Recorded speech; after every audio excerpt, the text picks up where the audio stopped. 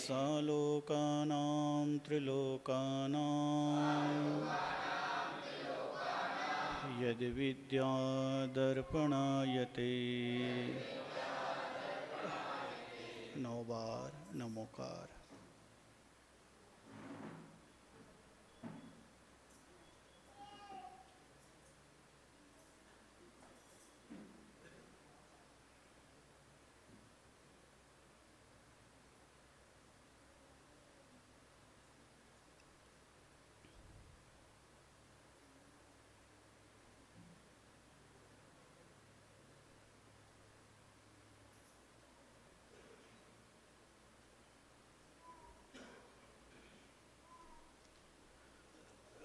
चलो,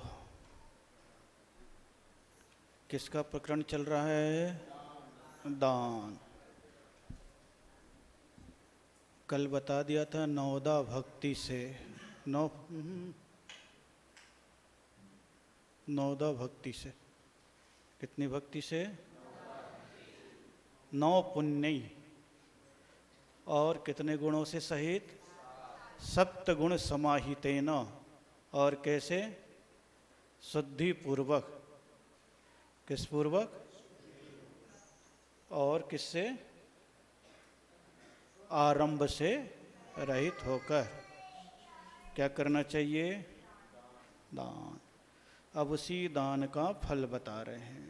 क्षिति गत मीव बट बीजम पात्रगतम दान मल्प मपि काले फलति छाया विभवम बहुफल मिष्ठम शरीरभृताम्। क्षितिगतमिव बट बीजम पात्रगतम दानमल्पमपि काले फलतिच्छाया विभवम बहुफलमिष्ठम शरीरभृताम्। अब बता रहे हैं क्या? क्षितिगत मिव बट बीजम। जिस प्रकार जमीन के भीतर, किसके भीतर? छोटा सा भी, कितना सा? बट का बीज डाल दो। कौन सा बीज डाल दो? जिस प्रकार जमीन में छोटा सा भी बीज डाल दो तो फलति छाया विभवन, वो बहुत सारे फल को भी देता है और बहुत सारी छाया को भी। बोले उसी प्रकार पात्रगतम, पात्र को जो दानमल्पमपि काले, छोटा सा भी दान करता है। कितना दान करता है? छोटा सा भी दान करता है। बहुफलमिष्टम, उसे अनेक प्रकार के बहुत सारे श्रेष्ठ फलों की। और फल कौन से हैं? देवगति, मनुष्य गति, भोग भूमि, इसके सुख की सामग्री के साधन किसको मिलेंगे? शरीर भृताम, जो शरीर के। बस इतनी बात है, बस जो आप लोग भजनों में सुनते हो। इसी को गीतों में क्या लिख दिया? तुम 1 पैसा दोगे वो 10 लाख, है ना गीत। यही आचार्य कह रहे हैं, तुम एक छोटा सा बीज डालोगे तो अनेक। बस उसी प्रकार एक छोटा सा दान भी करोगे तो उसका परिणाम बहुत बड़ा होता है। इसलिए जितनी क्षमता हो उतना दान करते रहना चाहिए। ये सब आगे आएगा, सब अभी 10 धर्म में चल ही रहा है यही सब, इसलिए ज़्यादा बताने। अब कौन कौन सा दान है छोटा जो बड़ा हो जाता है? आहार, औषध, योरप, युपकरणा, वासयोश्च दानेन वैयावृत्य ब्रुवते चतुरात्मत्मेन चतुरस्राः आहार औषधयोरप युपकरणावासयोश्च दानीन वैयावृत्यं ब्रुवते चतुरात्मत्वेन चतुरस्रा चतुरस्रा। चतुरस्रा मतलब चार प्रकार के ज्ञान के धारी। चार ज्ञान के धारी कौन होते हैं? गणधर मुनिराज। कौन मुनिराज? उन गणधर मुनिराज ने कहा है, क्या कहा है? क्या कहा है? आहार, औसत, उपकरण, आवास। कितने प्रकार का दान? कौन कौन सा? आहार दान, औसत दान, अभय दान, ज्ञान दान। अब इसमें ज्ञान दान की जगह क्या नाम लिख दिया? उपकरण। क्या लिख दिया? उपकरण में सब चीजें आ जाती है। कितनी चीजें आ जाती है? तो बोले दान किसको दो? मुनिराजों ने कहा है कि पात्रों को। किसको दो? धर्मात्माओं को। किसको दो? कौन कौन सा दान? आहार दान में क्या आ जाएगा? भोजन। औसत दान में दवाई। उपकरण दान में बस उपकरण इसलिए लिखा। शास्त्र को भी उपकरण माना, पिच्छी कमंडल को भी माना, और मान लो माता जी वगैरह हैं तो उनके लिए वस्त्र भी दे देना। छुल्लक जी हैं, चटाई वगैरह है, लेखनी वगैरह है, कापी पुस्तकें हैं, ये सारी की सारी चीज़ें क्या हैं? उपकरण। क्या हैं? उपकरण, जो उनके ज्ञान ध्यान में साधन हो। क्या हो? अब कई चीज़ें, हर चीज़ें लिखी हुई थोड़ी ना होती है। हर चीज़ें लिखी हुई। अब मान लो किसी महाराज की आंखें कमज़ोर है और तुमने चश्मा दे दिया तो नरक चले जाओगे। क्यों? शास्त्र में तो लिखा नहीं। इसमें लिखा नहीं, शास्त्र में तो इसका मतलब चश्मा नहीं दे सकते। अरे वो भी साधन है। क्या है? वो भी साधन है। अब थोड़ी ना फिर इतनी बड़ी किताब है तो बड़े इतना बड़ा लेंस लाओ कांच का और इसमें रख दो। बोले बड़ा बड़ा अक्षर दिखेगा, चश्मा लगाने में तो पाप लगेगा, इतना बड़ा कांच रखने में पाप होता है कि नहीं? कहीं तो कितनी सारी चीज़ें ऐसी है जिसमें लोगों ने ज़्यादा दिमाग में गांठ का उपयोग कर लिया। किसका उपयोग कर लिया? ज़्यादा गांठ का उपयोग कर लिया। सहजता से जीना चाहिए है? हाँ, इतना जरूर है भैया तो फैशनेबल मत पहन। ठीक है, गांधी जी जैसे स्टील का प्लास्टिक वाला लगा ले, बांध दे प्लास्टिक, उसमें भी शर्म लगेगी। इसलिए कुछ चीज़ें ऐसी है जो व्यवहारिकता में जीना चाहिए। किस में जीना चाहिए?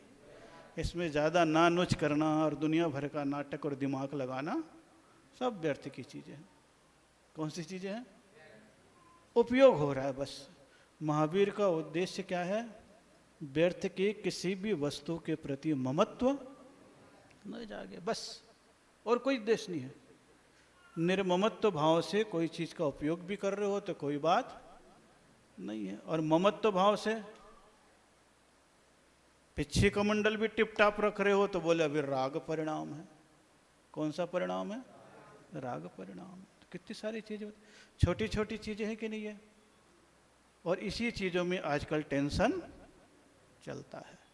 लेकिन आहार दान, औसत दान, ज्ञान दान, ये सब तो करते रहना चाहिए और इसका परिणाम भी अच्छा रहता है। अब इसी में उदाहरण कौन सा दे दिया? स्त्री सेण वृषभ सेने कौंडेशः शूकरश्च दृष्टान्ताः वैयावृत्यश्चेते चतुर्विकल्पस्य मंतव्याः। स्त्रीसेन वृषभसेन कौंडेशः शोकरश्च दृष्टान्ता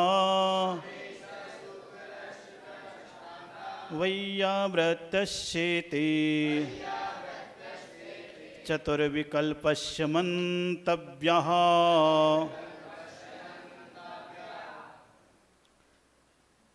चार प्रकार के विकल्प माने चार प्रकार के नाम बताए गए हैं। कितने प्रकार के नाम? चार दान के चार व्यक्ति। चार दान के कितने? पहला कौन सा है? आहार दान। कौन प्रसिद्ध हुआ? श्रीसेन। ये राजा था, लंबी चौड़ी कहानी है। क्या है?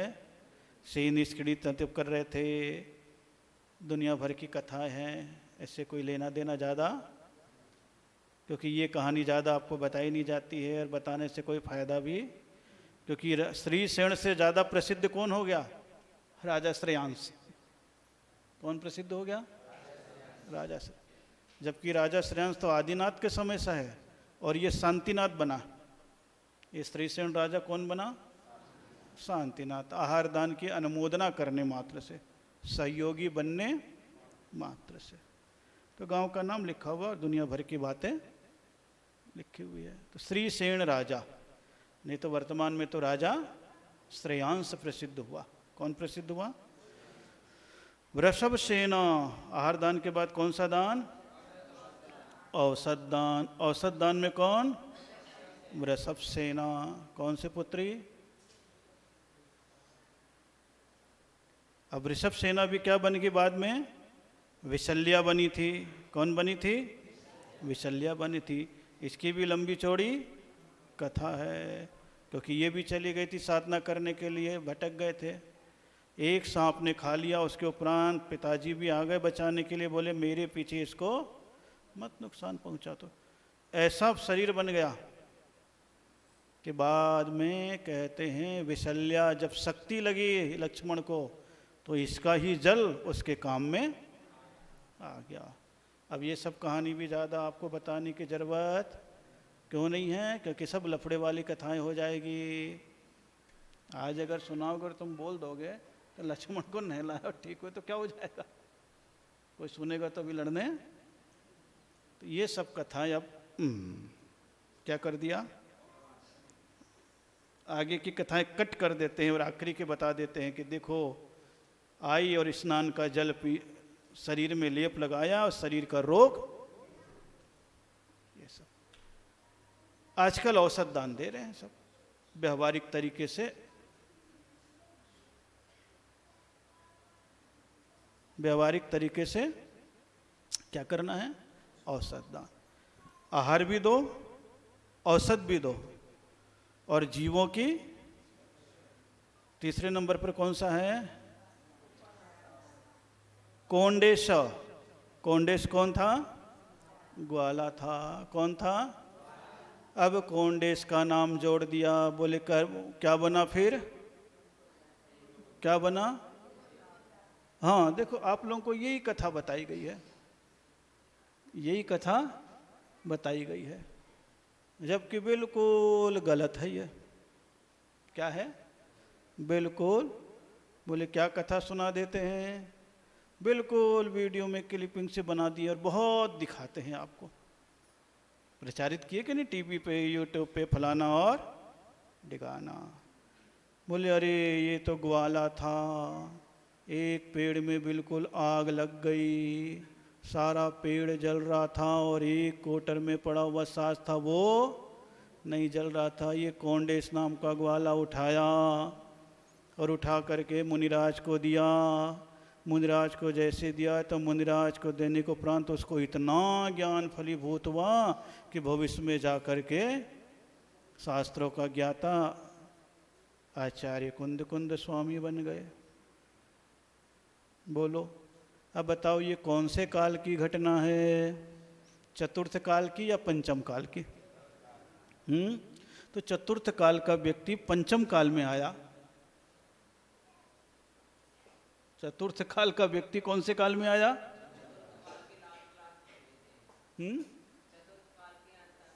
तो इतने जल्दी मर के कि कौन सी पर्याय से आ गए कि 600 साल में पैदा हो गए?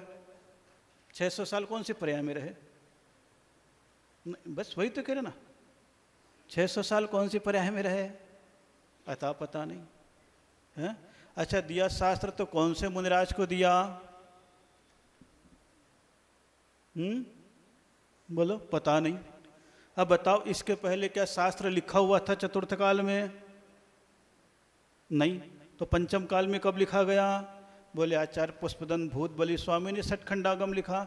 उसके बाद कौन से पेड़ में जलता हुआ रखा था? तो कथा का कहीं सिर और पैर नहीं है। जो भी थोड़ा सा भी बुद्धिमान होगा, समझदार होगा, व्यवहारिक नॉलेज होगा जैन दर्शन का, परंपरा की मूढ़ताओं में न बंधा होगा, आपको पता लग जाएगा। जो मैं प्रश्न उठा रहा हूं, जब मेरे पास प्रश्न आए थे ना मंगलम पुष्पदंताद्यो और मंगलम कुंद कुंदाद्यो पे, मैंने ये प्रश्न उठा दिया, बताओ कौन सा शास्त्र लिखा हुआ था जो जल रहा था? उस समय तो शास्त्र थे ही नहीं ना, और सारे लोग इस बात को मानते। और चतुर्थ काल में शास्त्र था तो कौन से महाराज ने लिखा था? कौन से महाराज को दिया? मर करके पंचम काल में आया। चतुर्थ काल का जो पंचम काल में आएगा तो ऐसे कौन से तीर्थंकर ने बताया, या कौन से आचार्य अवधि ज्ञानी थे जिन्होंने बता दिया चतुर्थ काल का आदमी मर करके यहाँ आएगा? बताओ। सारे प्रश्न के उत्तर में सारे पंडित जी मौन। मेरी किताब भी है मंगलम पुष्पदंताद्यो, इसमें प्रश्न भी उठाया मैंने थोड़ा सा। बोले चुप रहो, बोलो मत बस, क्योंकि बोलेंगे तो चर्चा में आएगी बात, और चर्चा में आएगी तो पोल पूरी खुलेगी। तो बोले न रहे बांस और न बजे बस। बोले इतना चला आ रहा है तो मान लो। अरे चला आ रहा है तो मान लो, तो बहुत सारी चीज चली आ रही है, मान लो। प्रश्न उठा दिया मैंने। पता कौन से साधु और कौन से आचार्य से ज्ञानी है जो चतुर्थ काल में जीव ने दान दिया और पंचम काल में पैदा हो रहा है और वो बता रहे हैं? वो या तो अवधि ज्ञानी होंगे, और अगर चतुर्थ काल के साधुओं ने या तीर्थंकर ने बताया है तो बता भाई कौन से तीर्थंकर ने बताया? बोले सारी चीजें एक गप उनसे जोड़ दी गई है कथा। कौंडेस नाम का ग्वाला हुआ है, लेकिन कौंड शब्द जो है कौंड से कुंड जोड़ दिया। किससे जोड़ दिया?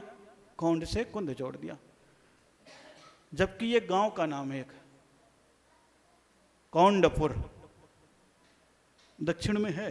कहां पर है? दक्षिण में है। उस नाम से जोड़ दिया।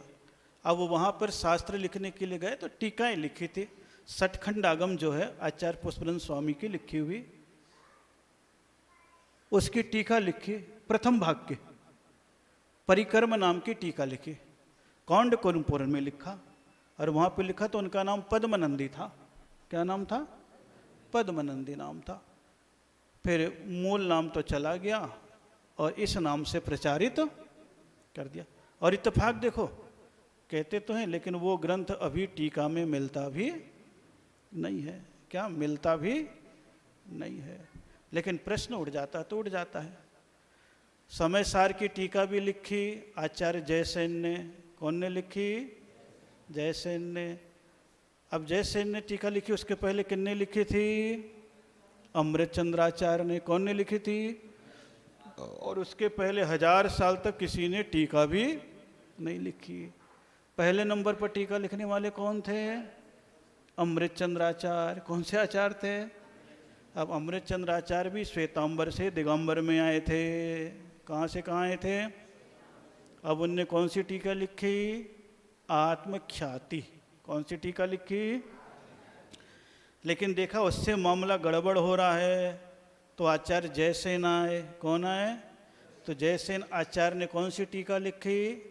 तात्पर्य वृत्ति। कौन सी वृत्ति लिखी? उन्होंने लिखी आत्मख्याति, आत्मा की बात है। और फिर जयसेन आचार्य ने समझाया, अरे उनकी आत्मा की बात कहने का तात्पर्य क्या है ये समझो। जिस दिन उसको समझ जाओगे सारा मामला बदल जाएगा। इसलिए उनके इस ग्रंथ को जयसेन आचार्य वाला ज़्यादा टीका कम छापते हैं, अमृतचंद वाला ज़्यादा छापते हैं लोग। कौन से आचार्य का? तो ये सब चीज़ें अभी आप लोगों को ज्ञात नहीं है, लेकिन जान जाओगे तो बहुत सारी चीज़ों का पता चल जाएगा। उसके बाद दोबारा टीका लिखी दोबारा टीका लिखे तो कौन ने लिखी? बनारसी दास। कौन ने लिखी? कौन ने लिखी? अब बनारसी दास भी कहाँ से कहाँ आए? श्वेतांबर से दिगंबर में आए।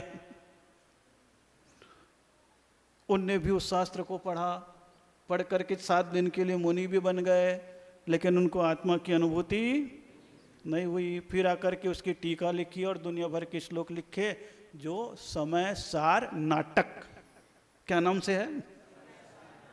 सुन रहे ना? एक एक बात को गहराई से सुनो। वैसे भी आज सत्य धर्म का दिन है। कौन से धर्म का दिन है? तो देखो कहां से कहां बात पहुंच गई। वो भी कौन थे? श्वेतांबर थे। दिगंबर में आ गए, पंडित बन गए। पंडित बन करके ज्ञान था, चल गई उनकी। क्या था मामला? चल गया। और चल गया तो चल गया। तो दोबारा भी वो लिखा गया था। कौन थे? श्वेतांबर। अब तीसरे नंबर पर आज से 90-100 साल पहले का इतिहास देखोगे तो भी आए समय सार का सबसे ज्यादा प्रचार करने वाले। तो वो भी कहाँ से आए? श्वेतांबर से दिगंबर में आए। और दिगंबर में आकर के सबसे ज्यादा किसका प्रचार किया? समय। इधर आचार्य शांति सागर जी महाराज दिगंबर मुनिराज, उन्होंने तो सठखंड आगम की टीका लिखा रहे हैं, ताम्रपत्र पर खुदवा रहे हैं, और इधर ये समय सार का विस्तार कर रहे। लेकिन भाग्य देखो, शांति सागर जी सठखंडागम को उठा नहीं सके। क्यों? कठिन ग्रंथ, हर लोग बताते नहीं। और समय सार सब जगह, वो भी कहाँ से आए? श्वेतांबर से दिगंबर में आए। तो वो चीजें चल गई बिल्कुल। मंगलम भगवान वीरो मंगलम गौतमो गणी, बस उसके बाद ये लिख दिया उनका नाम। जबकि सठखंड आगम में स्पष्ट लिखा गया है। कौन से आगम में? वीरसेन स्वामी ने, जो 1000 साल से भी पुराना ग्रंथ है। मूल ग्रंथ कत्तारा वड्डमाण भड्डारो अणुतंत कत्तारा गौतम स्वामिनो ऊतंत कत्तारा भूत बलि पुष्पदंताद्यो राय दोष रहित मुनि वराह। पेज नंबर 73 पे है और पूरा लिखा हुआ है। लेकिन सब चीज़ों में सब जिनमानी में वो छाप करके मूल जो जैनियों का पर्व था उसको किनारे कर दिया। इसलिए आद्यो शब्द बोल करके याद दिला देते हैं कि देव का पर्व किससे मनाते हैं?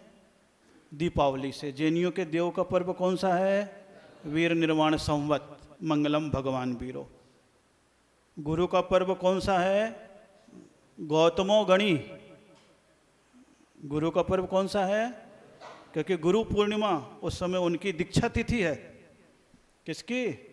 गौतम स्वामी की दीक्षा तिथि है। महावीर स्वामी ने दीक्षा ली, उसके बाद एक दिन बाद ही तो उपदेश दिया। तो मंगलम गौतमो गणी। मंगलम पुष्पदंताद्यो। श्रुत पंचमी का पर्व, शास्त्र का पर्व किसके नाम से मनाया जाता है? सठखंड आगम के नाम से। किसके नाम से? सठखंड आगम के नाम से। तो उनके कौन हैं प्रस्तुतकर्ता, प्रथम लेखक? पुष्पदंत स्वामी सबसे पहले। उसके बाद फिर उसका विस्तार किया है भूत बलि स्वामी ने। क्या किया है? विस्तार किया है। जब उनके पास से लिख करके 177 सूत्रों को उनके भांजे के साथ दे करके कहाँ भेज दिया था? कर्नाटक देश में। कितना बड़ा इतिहास है। लेकिन इतिहास के साथ बहुत सारी छेड़खानी कर दी। अब जब कोई इतिहास उजागर करता है तो कई बार मामला टेंशन का हो जाता है। और जो इतिहास को परिपूर्ण सत्यता के साथ नहीं जानता है तो वो अपने धर्म की ही हानि करता है। किसकी हानि करता है? अपने ही धर्म की हानि करता है। और ये भविष्य में दिखने लग जाएगा। क्योंकि अब देखो चारों तरफ इसी नाम से सब चीज़ चलती ना, संस्था तीर्थ सब बन गए। बाद में जब फिर टेंशन होगा वैसे ही हो जाएगा। परिणाम तो आज नहीं तो कल, और महसूस भी लोगों को होने लग गया। तो ज्ञानदान में इनका नाम दे दिया। जबकि कॉन्डेस ग्वाला था, कथाएं हैं, लेकिन इस प्रकार जो तालमेल जोड़ दिया वो मामला। आचार्यों का किसी का निषेध नहीं किया गया, लेकिन इसमें कई सारी बातें ऐसी हो जाती हैं जिसको समझना चाहिए। क्या करना चाहिए? समझना चाहिए। ये सारे उदाहरण कब के हैं? ये सारे चतुर्थ काल के हैं। पंचम काल में कहाँ से जोड़ दिया? बोले कभी कभी कथाएं चल जाती। कई बार कथाएं देखते ना, गांधी के नाम से भी हो जाती है, सुभाष के नाम से भी हो जाती है, किसी और के नाम से भी। कई कथाओं को ऐसे जोड़ देते कि नहीं? तो जो जिससे सुनता है उस चीज़ को आगे, तो मूल जो सत्य है वो तो गौण हो जाता है, इधर उधर की बातें आ जाती। इसलिए यहाँ पर कौंडेश ग्वाला का नाम दिया। और फिर सूकरस्य दृष्टांता, अभयदान में किसका दिया? सूकर का। किसका दिया? ये सब कौन से काल की कथा है? चतुर्थ काल की है। पंचम काल से कैसे जोड़ दिया पता नहीं। और अगर समुद्रभद्र ने अकेले ने लिखा है तो वो कौन से अवधि ज्ञानी थे?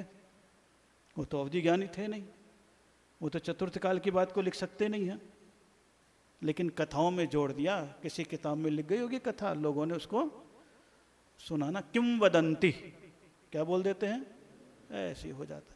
तो अभयदान में किसका उदाहरण दिया?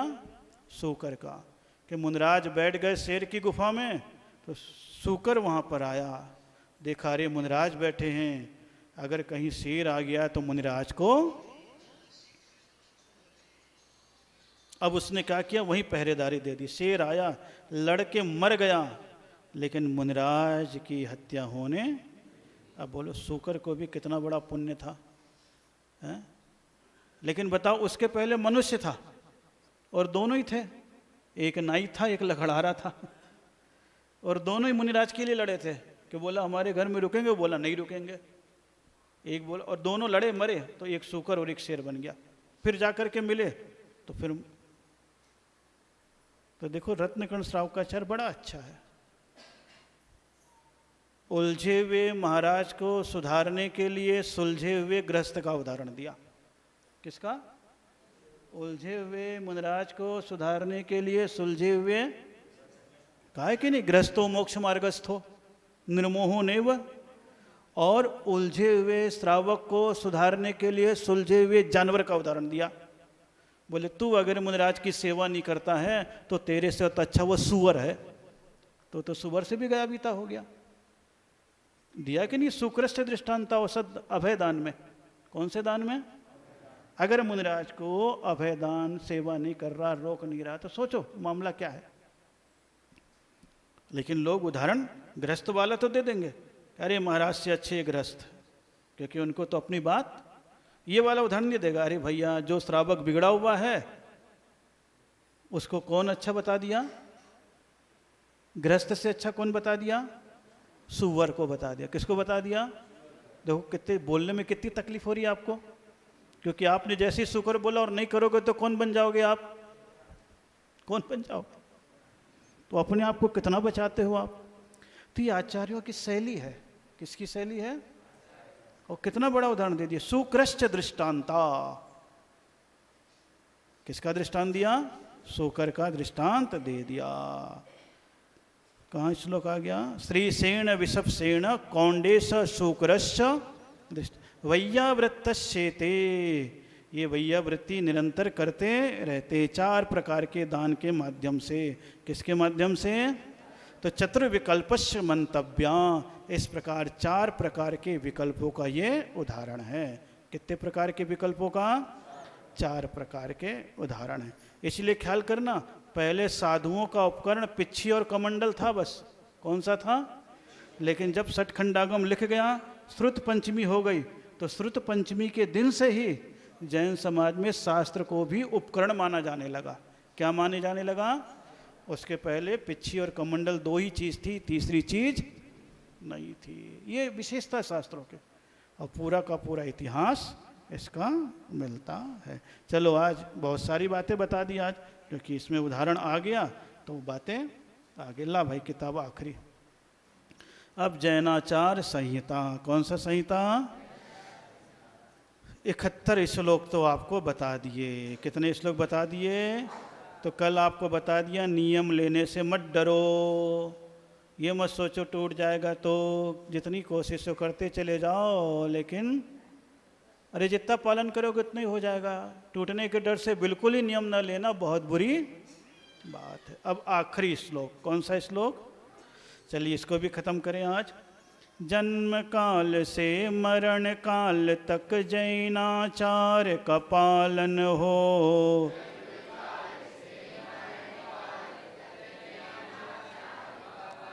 संयम नियम क्रमानुसार ही जीवन का संचालन हो।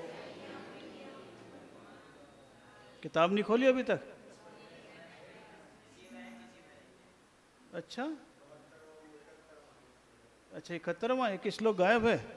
अरे चलो, अच्छा बता दिया। तो अलग अलग होगा, वो फर्स्ट एडिशन होगा। अच्छा, चलो जिसमें वो देख लो। जन्म काल से मरण काल तक जैनाचार का पालन हो।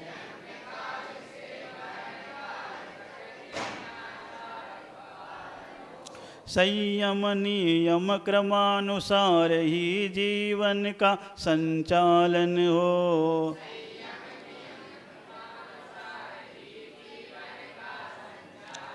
45 दिन में प्रभु दर्शन क्रम से नियम बढ़ता है।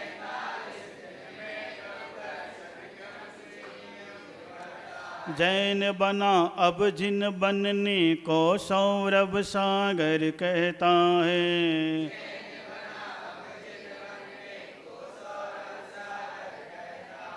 अब ये लिखा है तो अपना नाम भी डाल दिया, क्योंकि किताबों में इस प्रकार इस श्लोक के अंत में पहचान बनाने के लिए किसने लिखा तो नाम भी लिखते हैं कि नहीं। तो उस प्रकार मैंने भी जोड़ दिया। मैं भी ये कह रहा हूँ, अरे भाई तुम अगर 71 श्लोक पढ़ करके जैन बन गए हो तो हम नियम को क्रम से बढ़ाओ, जन्म काल से। अब क्या बचा जैनियों के 53 संस्कारों में? एक ही संस्कार बचा, बस अंतिम संस्कार। मरण के संस्कार सब करते, उसके पहले के सब भूल गए। मरण के आज भी कर रहे हैं, लेकिन जन्म के जो होने चाहिए कर रहा कोई? गर्भ की क्रियाएं, अन्नप्राशन की, व्युष्टि की कर रहा है क्या? विवाह की कोई संस्कार नहीं होता। होता है क्या? कुछ नहीं होता। यज्ञोपवीत की कुछ नहीं होता आजकल। और जबकि 8 साल के बाद यज्ञोपवीत दे के क्या कह देते? यज्ञ यानी भगवान की पूजा, पवित्र यानी पवित्र हो गया। 8 साल के बाद भगवान की पूजा का अधिकार उसको मिल जाता, उससे वो पवित्र हो गया। पहले तो बालक था। तो क्या 45 दिन से प्रभु दर्शन, 45 दिन के बाद घर से बताया था ना मंदिर जाता है। 8 साल तक माता ने नियम निभाया, उसके उपरांत फिर जैसे जैसे आगे बढ़ता है। तो जन्म काल से मरण काल तक जैनाचार्य का पालन हो और संयम नियम क्रमानुसार ही। जीवन कैसा होना चाहिए? हैं? समयानुसार, क्रमानुसार, नियमानुसार। 3 चीजें ध्यान रखो। कौन सा समय चल रहा है, तुम्हारी उम्र का कौन सा क्रम है, और तुम कौन से नियम को ले, उस हिसाब से व्यवहारिक नियम का पालन कर लो, जीवन का संचालन हो। तो फिर इस प्रकार 45 दिन में प्रभु दर्शन क्रम से नियम, अंतिम समय तक जितना नियम बढ़ जाए बढ़ाते चले जाओ। फिर क्या? जैन बना अब जिन बनने को। जैन तो